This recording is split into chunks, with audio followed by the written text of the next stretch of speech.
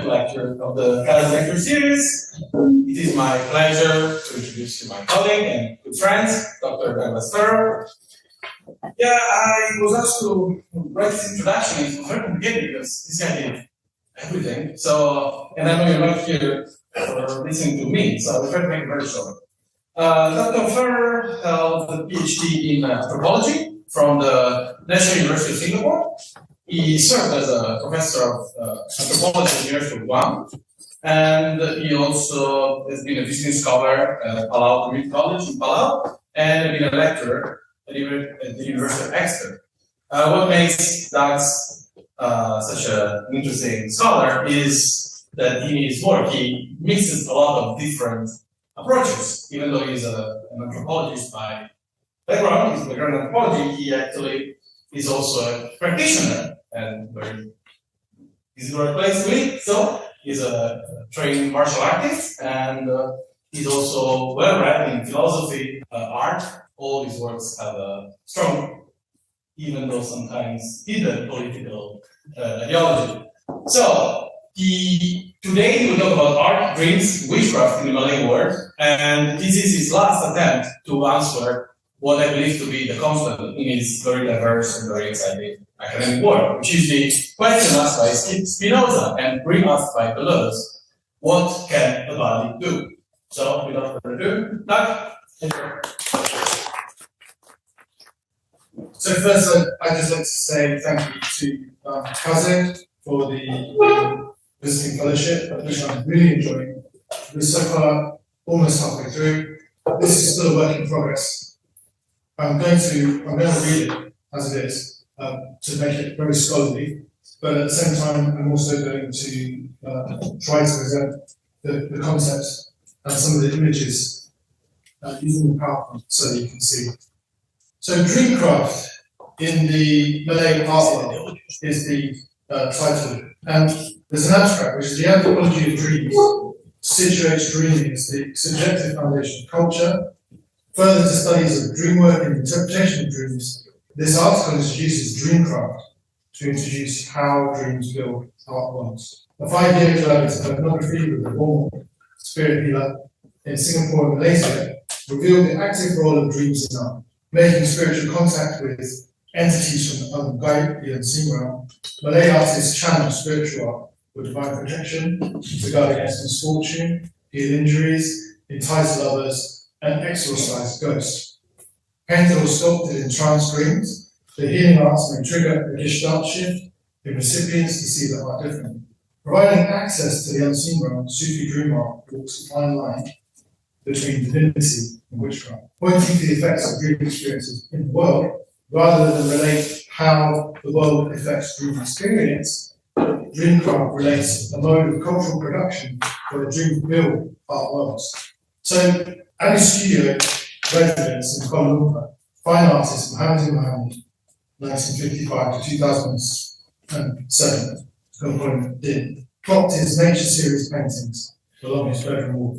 So here's a slide for Malaysia first. You can see like Singapore is down here, and then we have Singapore's here, and then we have Malaysia this part up to here, and then Thailand going on.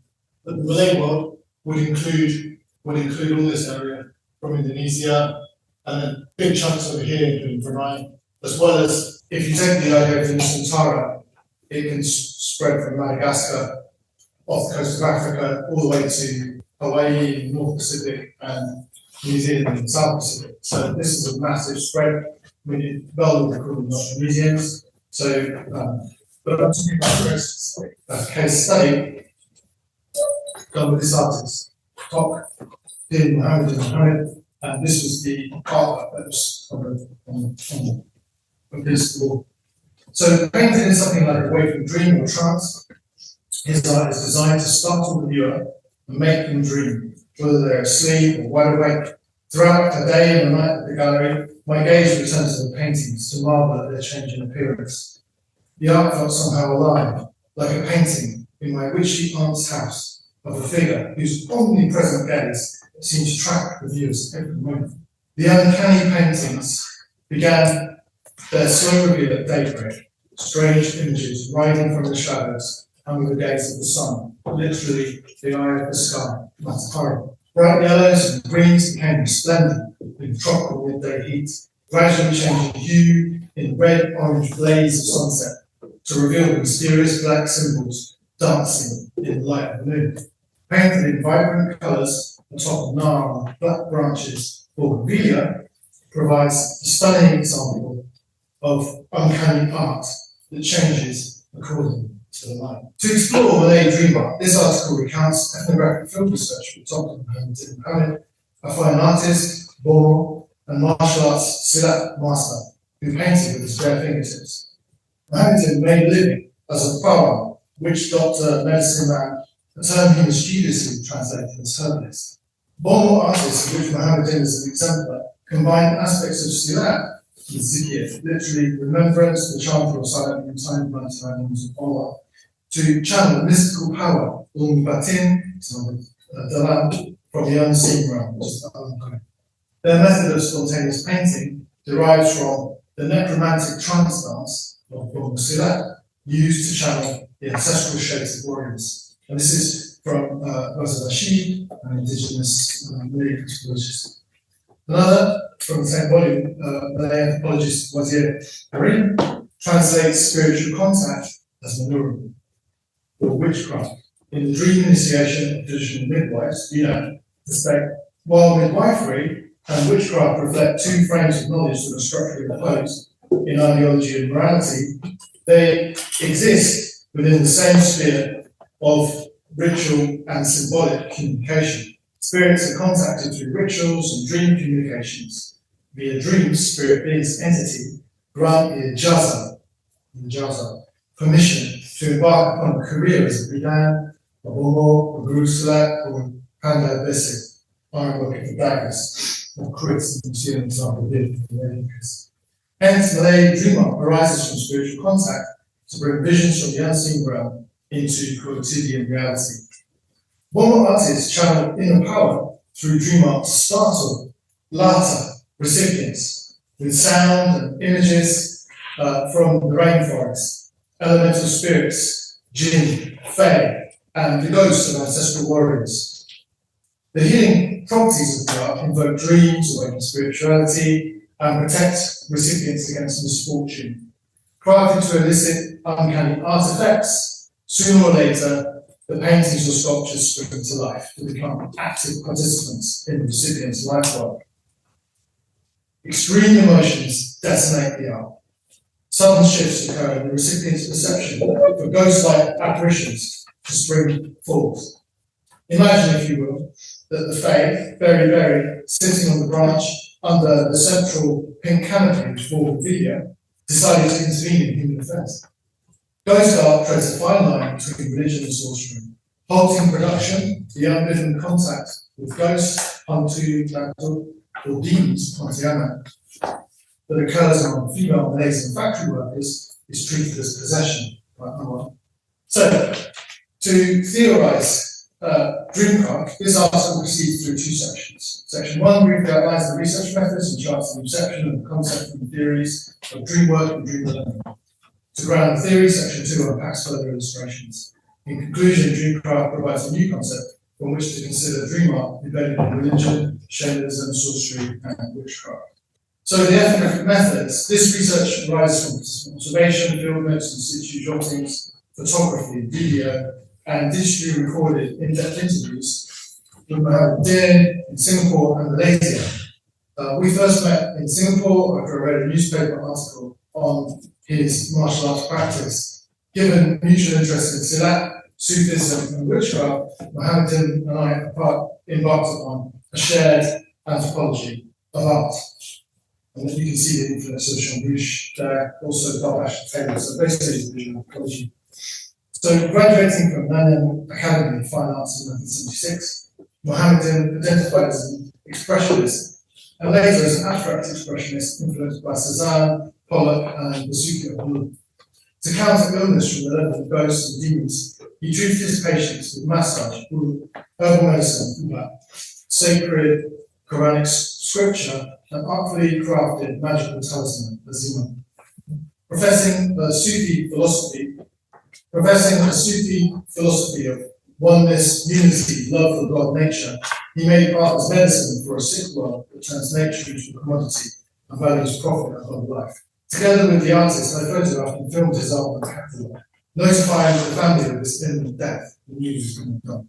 He passed away in 2007. Afterwards, Hamida, his wife, executive estate, gave me a painting called Pudding Plant, several gallery flyers, the artist's diary, his songcock, his hat, and work-related files, and a folder of 59 newspaper clippings, which you saw just now, 5 of which were in the first page. I translated and transcribed these clippings. Because Malay mysticism is the focus of my research, dreams are a key concept coded in the field notes and the clippings. To consolidate the research, I did follow-up interviews with family members in 2012 and 2014, and I also carried doing digital ethnography with Hamida on WhatsApp, which is great. So with over 100 photograph artworks available, I've made a representative sample which was organized with Dreamcraft. The artworks featured here include Villa, the Plant, Peace, Soul Search, Emotional Lover, Tamanikian, and Ancient Symbols and the Night of Life. After learning Salat, Mohammed had a motorcycle accident and almost lost his foot. The foot was saved from amputation by Pak Hamid, his spiritual teacher, who, over the course of a year, removed the gangrene with a special twig and applied a poultice of turmeric, spider's web, and soot. Mohammed vowed that should he recover, he himself would become a bomb.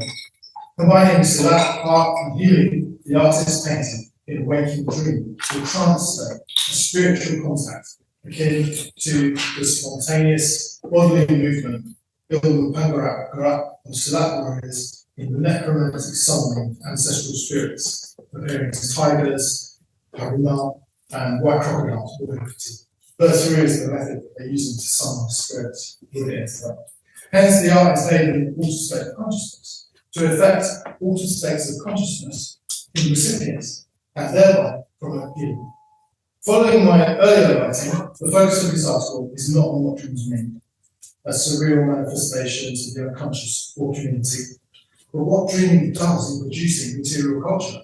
A switch from dream work to dream craft provides a means to think beyond the interpretation of dreams towards the agentic capabilities of lucid or waking dreaming, trance dancing, and eyes open. So the term Dreamcraft is coined here towards an anthropology of uncanny art. Dreamcraft may be defined as the production of material and performative culture through waking dreams or trance to induce visions or states of consciousness, waking or night dreams of recipients.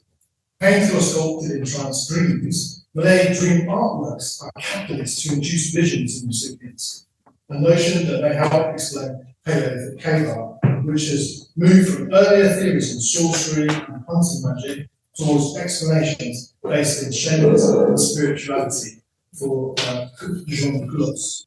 In Malay, dream art and uncanny entities are reported to leap out from the paintings in times of emotional distress. Hence, dream art serves an ontological function as a divine intervention through spiritual contact. The anthropology of dreaming has been preoccupied for decades with the interpretation of dreams to analyse their social or cultural significance. And there's a bunch of authors that cited here. Beyond the anthropological and psychoanalytic decoding of dreams by head shrinkers and shrinks, we may address how dreaming builds our worlds and takes something back. So Dreamcraft presents an opportunity to theorise the active role of trance dreaming in production, exchange, distribution, and consumption and reception of dream art in material culture. Towards the theory of Dreamcraft, the first problem is to balance cognition and embodiment, because these have developed separate literatures in terms of waking dreams or dreams and trance. To overcome the implicit mind-body dualism of dream versus trance, a non-dualist theory that holds dream and trance, mind and body, in parallel, like different sides of the same coin, is useful to recognise that bodies affect dreams as dreams affect bodies. This is coming from Deleuzian and Spinoza. A sophisticated attempt at dualist understanding of brain, body, and environment has recently emerged with the interdisciplinary theory of 4E cognition. 4E cognition considers the mind as embodied, extended, enacted, and embedded in the environment. And there's an important study here by William which applies this to Caleb. To my knowledge, however, 4D cognition lacks an account of the role of dreaming in cognition. In a nutshell, my argument is that the waking dream, or trance, is a form of cognition that is embodied, extended, enacted, and embedded into dream art. The minds to affect bodies, and bodies to affect minds in culturally patterned art worlds. Beyond Western phenomenological rudimentals, the theory of Dreamcraft emerged through ethnographic immersion in the Malay artwork. So Dreamcraft, semi-impian, has empirical reality in bomoh art. Although the data presented here emerged from a single case study, I collected multiple examples during the fieldwork. Dreamwork is a cultural phenomenon that occurs throughout the Malay world, More widely, global correspondences exist with Shiite art, al-Hidayh, Nada, Paleolithic art, Jean-Claude's, and witchcraft illustrations in the Western esoteric tradition. Hunting grossly. Framed as a hypothesis, Dreamcraft questions how material culture produced in waking dreams, trance, triggers altered states of consciousness in recipients during heightened emotional states. The concept emerged by combining ethnographic observations with theoretical insights from several branches of anthropology, specifically Malay research on emotions, cultural performance, and traditional healing, Karim Rashid, art agency, art effects, experiential art, Becker, Jao, Fausto, Firth, Klotz, and dreaming, dream work, and dream learning, Devereux, Benjamin, Edgar, and so on. So, important chapters in Karim's edited volume, Emotions of Culture, introduced Salat, Amok, which I define as rampage killings, and Lata, the Malay startle reflex, a cultural syndrome that introduces mimicry upon being startled. I've seen Lata occur in a modern Singaporean high-rise apartment, where a normally grey and devout middle-aged Muslim woman, Tanta, was deliberately set off by a sudden prod into the ribs. In a room crowded with relatives for a kenduri feast, she spoke to me in English for the first time, asking who I was, although she knew very well by then and purportedly could not speak English. So I'd known her for a couple of years, and she'd never spoken English ever, and suddenly she could speak English. So, mimicking the women that triggered her, very amusement, she repeated various obscenities and sexual innuendos. I found her ecology unsettling. I found it uncanny, like a brief psychotic interlude. And I was glad when she snapped out of it after some droplets of water were gently flicked on her face. And the animal I use, spiritual contact, indicates permission, ijazah, to indicate the career apprenticeship in a kinship or fictive kinship setting. Dream learning is the bedrock of traditional Malay culture, apparently in martial arts, spirit healing, shadow puppet theatre, and in the forging of magical blades, charis. And Gardner's book on human weapons is still in print in 1936. The last one I saw was 2021. So the Bidan, for example, requires permission to enter midwifery through dreams. The inheritance of knowledge of midwifery through dreams, Karim points out, is the only criterion to determine the person to inherit the knowledge within the family. Dream learning, however, can be dangerous. Lauding a blind bomoh whose profession was prostrate massage therapy to increase penile size and stamina, an interlocutor said he learned in a dream, and the next day he was blind and deaf. So Joe Gardner, who is the founder of Wicca, my argument is further to this paper is that he received the ijazah. So this is by the permission of God. So in ritual manifestations of the waking dream, Guru Salat obtained permission to channel or create new styles of Salat through visual quest. Mastering Salat involves the perfection of dance-like skills by a spontaneous bodily movement, ghaib, induced by ritual seclusions in the rainforest.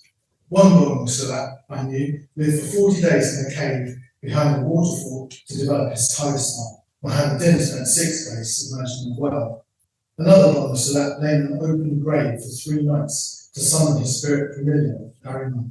In Silat, menurun corresponds to ghaib. So it is a little complicated because you have In Silat, they call it menurun, but menurun is what is used when the dream spontaneously comes from the enact to gain permission to become a midwife. But in Silat, it becomes a dance. So they dance through.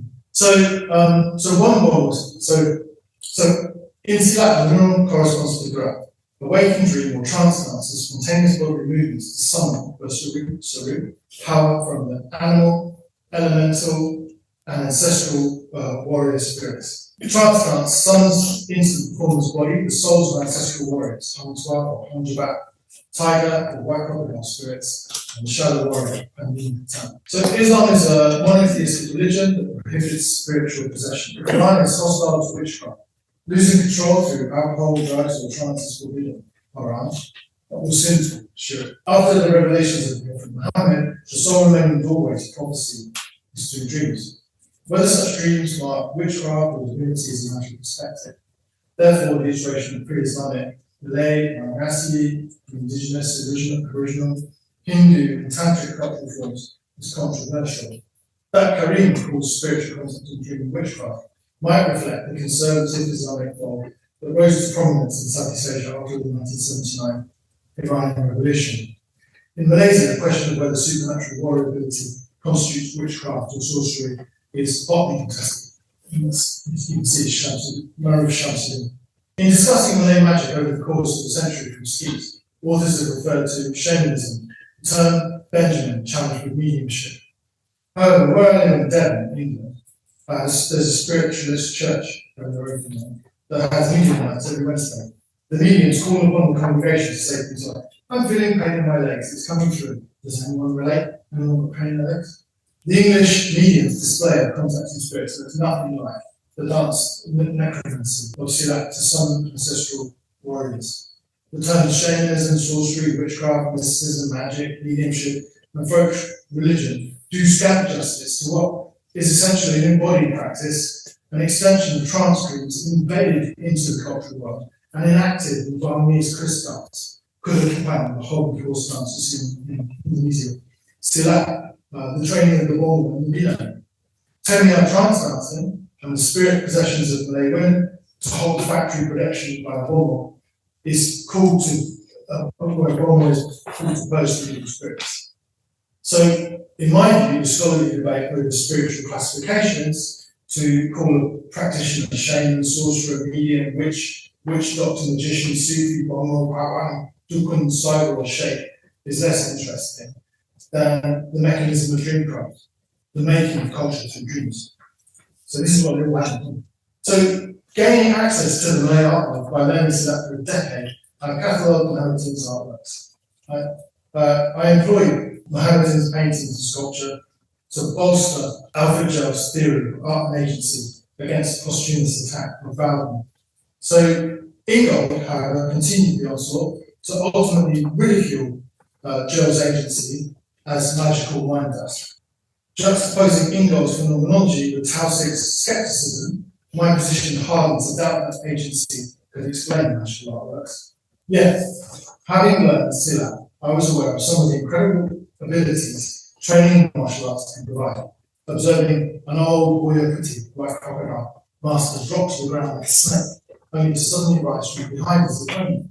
Building upon Tausig's skeptical theory of magic as a skilled revelation of skilled concealment, I developed the concept of acculturation to explain the attribution of supernatural or mystical power to esoteric skill.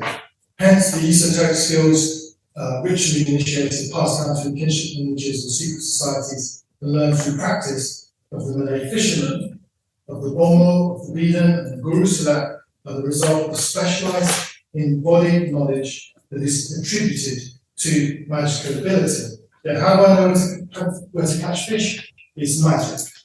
Or is it because I know the environment, like inside out? So the acculturation hypothesis then fits well with the Malay anthropologist Shaharuddin Maruf's political dissection of Malaysian culture that reveal processes of hero formation, charisma, enchantment, cult formation as magical self-promotion. Techniques used in Malay spiritual contact resonate closely with Varanasi dream rituals. Varanasi culture, Samai and Samalai, has provided much inspiration for Dreamcraft, as can be heard, for example, in John Hassell's Dream Theory in Malay.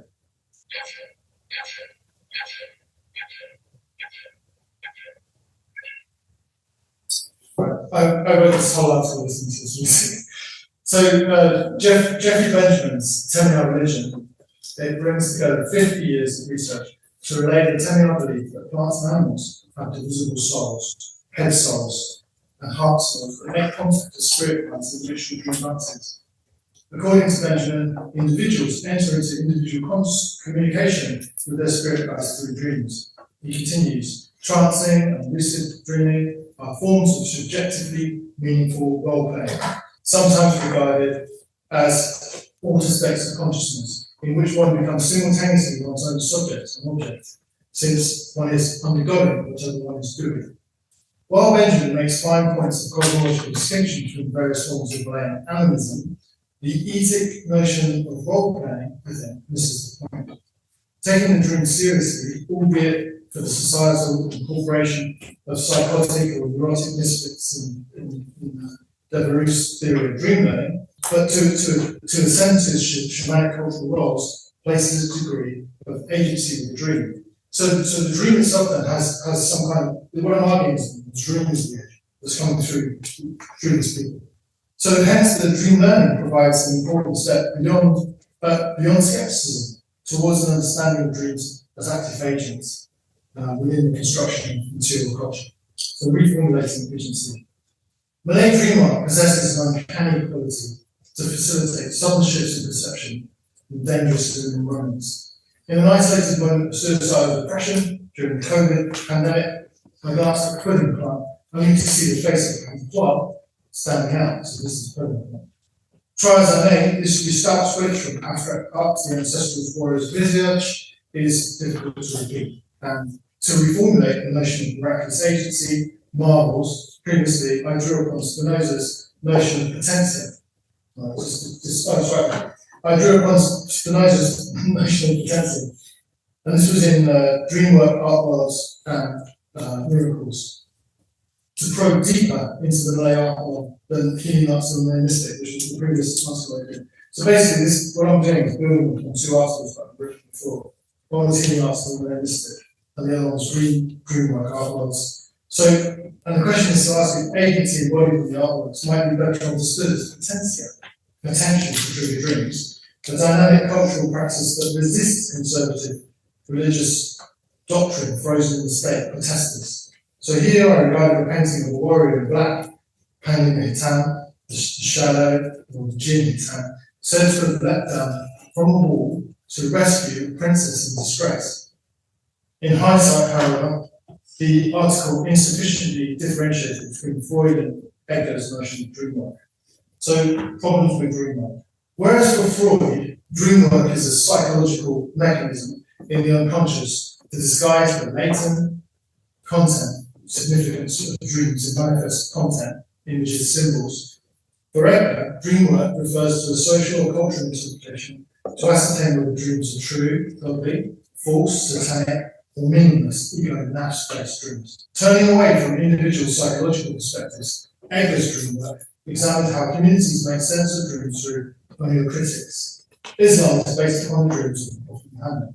The Qur'an consists of verses that came to the Prophet from angel Devereux through waking dreams. Hence, rather than an individual psychological defense, Edgar regards dream work as a social phenomenon in Islamic dream cultures, where dreams are interpreted according to the application of standardized literary codes that reference the Qur'an and Hadith, likewise the sayings of the Prophet. Dream work is an attempt by a group dream interpreters to make sense out of dream imagery nonsense program. This thesis expands from Edgar's earlier work on the caring professions to formulate dream work as the interpretations of dreams in a professional setting, rather than the distortion of dreams to protect the sleeper from awakening. So basically, dream work for Freud is a distortion, where the dream disguises itself, so he doesn't wake the sleeper. Whereas for Edgar, it becomes kind of like social or cultural style of interpretation. So it shifts meaning. So Mittermeier, the foremost anthropologist of dreams in Islam, is critical of this approach to jihadi dreams, the dreams of Osama bin Laden, each who's been born to Twin Towers, as missing the point from philosophy dreams. The key insight I took from new directions in the anthropology of dreams was really great, if you let's get into this, to which Mittermeier contributes, is that dreams build cultural bonds, although from Egg's perspective, dreams could equally destroy them. Mittermeier fiercely criticises Egg's reports on jihad dream work as insensitive, because dreams can be misused to reinforce negative stereotypes of Islam, vis-a-vis terrorism. Mittermeier's comment alerted me to read Egg more critically. It became clear that his definition of dream work conflated, or seems to conflate, a psychological mechanism of concealment with a cultural method of revelation. So, ambiguous entanglements, divine dreams, and witchcraft. Next section.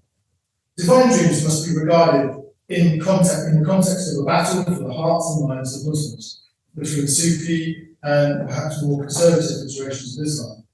After 1979, the pendulum of Islam took a conservative swing in Southeast Asia to unhinge permissive Sufi articulations of what is deemed acceptable or correct religious adherence, to avoid being seen as black magic or muhitan. So Sufi bomoh art must flex its divine credentials. Greetings of Peace says, if you are grateful, this is Muhammad's favourite in the Qur'an. It is ironic that from the indigenous perspective of your Sufi-Lao, the Malay sea nomads, the Qur'an itself contains formulas for black magic spells. This is the simple show. Furthermore, there is now a growing literature from Islamic occult science, Tarif and Green. So regarding true and false dreams in Islamic martyrdom, Sirah writes, Muslim spiritual authors accorded a particularly high status to waking visions experienced by sense. Only the most righteous can be seen as sufficiently pure of heart to be able to receive visions from God while awake. Waking visions show purity of heart and divinity, the opposite of witchcraft and sorcery. Artwork visions from the unfaith are objects of ambiguity that reveal fractures in the community regarding what it means to be a good Muslim, how we want to live. Social dissonance, or Qur'an, occurs where midwifery, healing, and witchcraft are contained within the same symbolic order. Midwifery being structurally integrative, witchcraft disintegrative, ultimately providing a mechanism to deal with conflicts and tensions in the village community that arise from marriage, divorce, inheritance, religion, and power politics. No doubt people caught up in the ambiguities of cultural change in Malay modernity need proof that they are on the correct path. Adjusting for social dissonance involves a degree of soul searching, but as suggested below, this is more about fear of soul loss and confusion than Muslim tropes of self-consolation. So to sum up, dream work arises from spiritual contact, permission that comes through trance or waking dreams, an ambiguous practice considered witchcraft or divine revelation. Trance dreams, body, extended, enacted, and embedded, bomoh up, have the potential to impact the viewer in moments of heightened emotional tension. Dream learning illuminates the agentic power of dreams and their becoming material reality. Section 2 below unpacks further dream illustrations to provide the grounded theory of dreaming.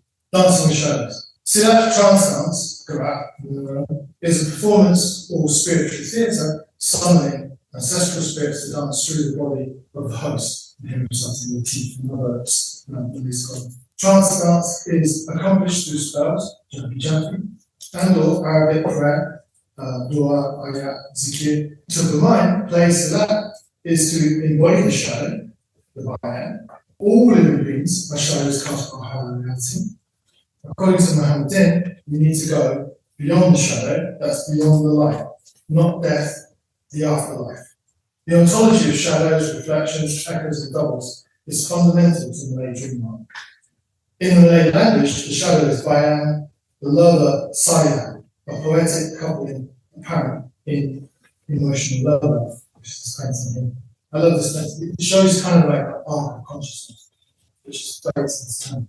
So this painting shows the boundary of the self and the other is permeable, reflexive, with no fixed division between inside and outside.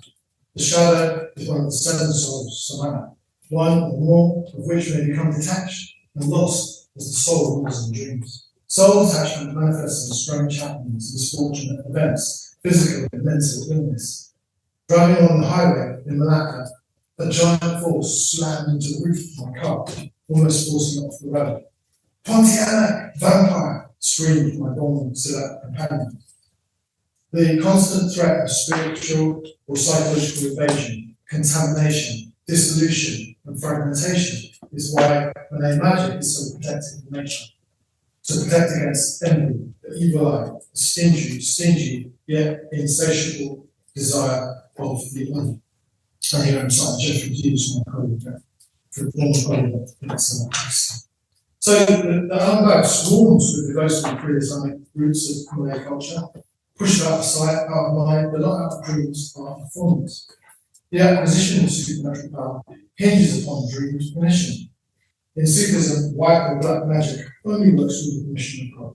The wealth of regional influences, Tamil, Batak, Saman, Minangkabau, Japanese, Indian, Thai, Persian, Pakistani, Qur'an, and Chinese are celebrated in the habitants of art. All are welcome in the garden of dreams. The unseen realm is not unknown to Sufi outlaws in Islam, with those who bathe in lions, flowers, and boiling oil, and lie hungry and sleepless in caves, wells, pits, and open graves to pursue spiritual contact. To traverse realms seen, the illusory, and unseen, the reality, Mohammedan painted with his bare fingertips to channel to spiritual power into the artwork.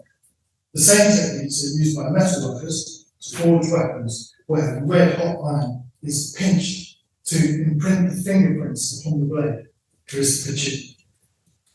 As Hamida said, when he did this painting, you could see all the sweat flowing down his body, so you could see all the energy going into it. And these artworks, they're sold on the tacit understanding and condition that they're spirit guides, they're living entity with conscious awareness. The artist would paint after smoking datura, devil's trumpet, vegetable, grown on his windowsill to treat patients with asthma and other conditions. Shamans, witches, and sorcerers revived ethnogenic substances throughout millennia to enter other realities, converse with spirits, and walk the dream realm. In Singapore, where petty drug dealers are sentenced to death by hanging, rogue bomoh were imagined as releasing nefarious concoctions into the illegal drug market. It is ironic that Mohammedan starred as the bomoh sorcerer in Abdul Nizam's award-winning film Datura, 1999, which traces the nightmare of drug addiction shot in the bars of Mohammed's old town, Singapore. The film depicts the nocturnal underbelly of Singaporean society, yet beyond their function as poison remedy, psychedelics are frameworks for exceptional experience. Divine audiovisual artworks composed with cubic script, which is a particular style of script, of Arabic script, are read, heard, and chanted to elicit sacred meanings and connect with a higher reality. Spells appear in tiles, easily overlooked in the magic of poetry and the poetry of magic. You see them. Small tiles and artworks contain spells for healing based on the Quranic script.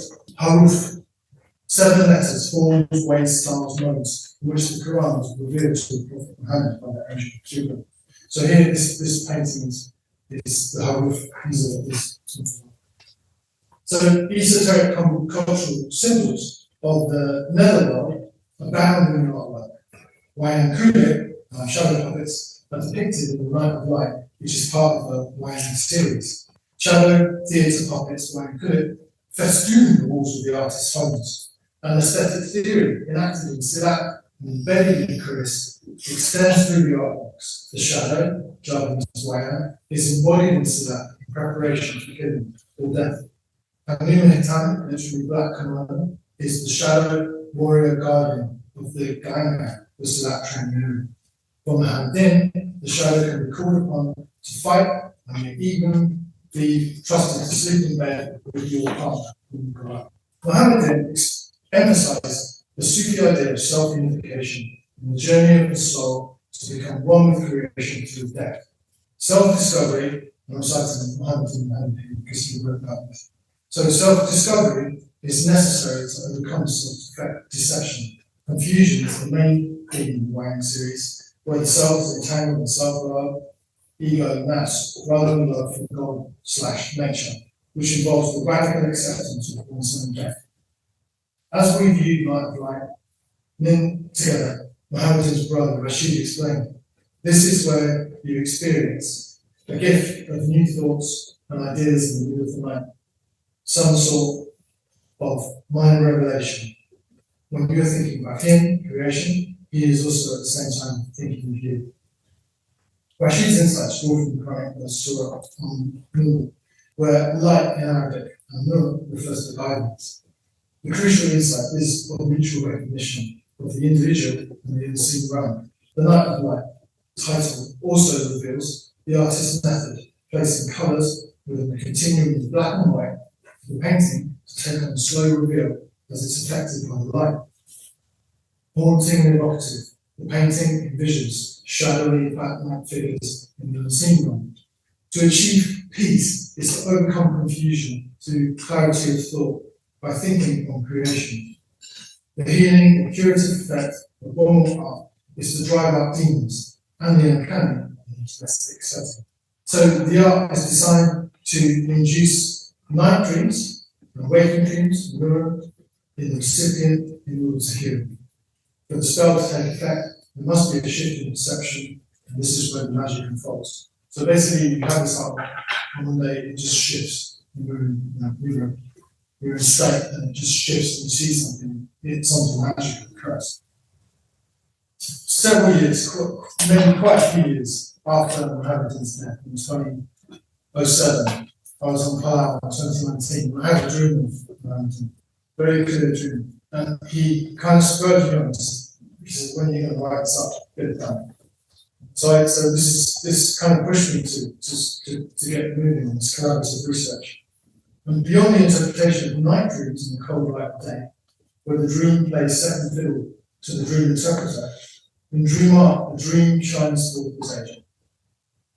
Doing research with Mohammedan, I learned to appreciate that just as Bodily painting, nature changes with the light from dawn to dusk, so too do night dreams, reverie, fantasy, waking dreams, lucid dreams, visions and hallucinations share in a dream continuum. So in a way, I'm kind of mapping out a dreamscape, although I don't use that term dreamscape because I've already been writing about deathscapes. So Dreamcraft is the crafting of art from waking dreams trance to affect altered states of consciousness and resilience. Anthropology, defined as philosophy with the people in, that's even God, can build concepts, as Deleuzian would say. When you say philosophy with the people in, what philosophy? What is philosophy? It's a book by Deleuzian. So a fresh concept is required to relate how dreams build our worlds. And art is dreamcraft, where actors, artists, recipients affect their environment. And this is a very important book, college starts via artifacts, indexes produced through dreams. So the brilliance of Mohammedan's art is that in times of heightened emotion, the recipient's perception is altered to trigger a sharp response, to suddenly apprehend figures from the unseen realm. So this kind of immediate interpretation. Occulted images leap from the paintings into the patient's startled vision. Framed as a hypothesis, Dreamcraft questions how material culture produced waking dreams triggers altered states of consciousness in recipients during heightened emotional states. So I've set this up as a hypothesis so people can test it. Hopefully someone will look at it. So the article presents Dreamcraft from a collaborative ethnography of Sufi mysticism, emerging from ethnographic research in the Malay art world.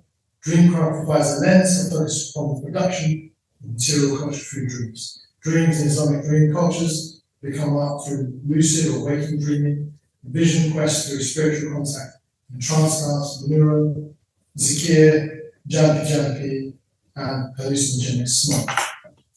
Dream learning is the catalyst of Malay spirit healers and provides them better guidance in lucid waking dreams, regarded as witchcraft from the modernist Islamic perspective. That dream art affects sudden and uncanny shifts in the audiovisual perception of the observer, provides proof of magical divine intervention. Of course, the occult power of dreams is subject to interpretation. Die-hard skeptics never believe in divine forces until their last breath. Yet imagine the impact of Paleolithic rock art shimmering in the torchlight on recipients that have never watched Netflix. You know, you imagine you take them into a cave and you see this figure on the wall flickering in the firelight. They'd just be stunned. It was blown away. So that dream art affects sudden and uncanny effects on the perception of the observer, provides proof of magical divine intervention. So future experimental research on Dreamcraft could investigate latter, the starting reflex, in the power of uncanny eye, and delve further into polyvagal theory and neuroscience, because there's a whole neuroscience theory behind this that I'm not into.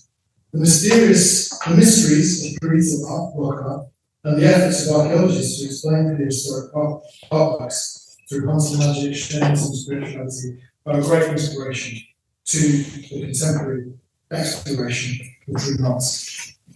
Listen, it's the end. While Dali's paintings, made from dream images on the cusp of sleep, are deemed exceptional surrealist art, crafting art worlds from dreams is an esoteric practice fundamental to religion and magic. Mohammedan despised surrealism. He regarded Singapore and surrealist art as a capitulation to authoritarian dictatorship, a distorted vision pandering to settler colonial billionaires. According to Fausta, for the Paracana, war and shamanism used to be la mime combat, the second fight, even if the first encompassed the second. To interject a minority Malay Muslim perspective into a global art market, dominated by Western perspectives of beauty, truth, and power, Mohammedan provided a self-professed, mystical, abstract expressionist art. Rather than throw the paint like Jackson Pollock, he painted in a lucid waking dream. Raw from waking dreams, Mohammedan's art is original in terms of composition and rendition. The art arises from Muslim-Malay warrior praxis to insert a marginalized perspective into an ideological battleground of modern art. Beyond the Malay art world, Dreamcraft takes many forms. The Qur'an emerged from the waking dreams of Prophet Muhammad. Psychoanalysis emerged from the night dreams of Freud. And Wicca came from grand gardeners' encounters with bomoh in Malaysia. He actually was one of the ijazah, but that's another article. Dreamcraft has the potential to reimagine Islam, update the history of Wicca, and contribute towards archaeological understandings of Paleolithic rock.